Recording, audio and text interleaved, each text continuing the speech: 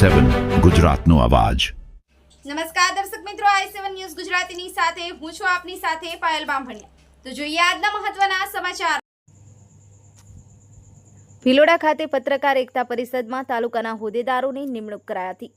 ભિલોડા તાલુકાના સંગઠનના હોદ્દેદારોની નિમણૂક માટે અરવલ્લી જિલ્લા પત્રકાર એકતા પરિષદના પ્રમુખ ભરતભાઈ કડિયાની અધ્યક્ષતામાં ભિલોડાના અતિથિ હોટલ ખાતે બેઠક મળી હતી, જેમાં તાલુકાના પ્રમુખના 3 નામો આવતા ચીઠી ઉપાડતા પ્રમુખ તરીકે શરીફભાઈ મંસૂરી, મહામંત્રી તરીકે ગનીભાઈ મંસૂરી, ઉપપ્રમુખ મેહુલભાઈ પટેલ, સંજયભાઈ ગાંધી, મંત્રી બિપિનભાઈ પટેલ, સહમંત્રી જ્યોતિબેન ખરાડી, ખજાનચી ચિંતનભાઈ જોશી, આરટી સેલ ફારૂકભાઈ મંસૂરી સહિતની સર્વાનુમતે વરણી કરાઈ હતી।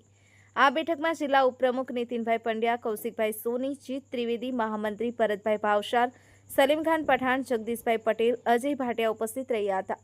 બ્યુરો ચીફ કૌશિક સોની, i7 ન્યૂઝ ગુજરાતી, અરવલ્લી।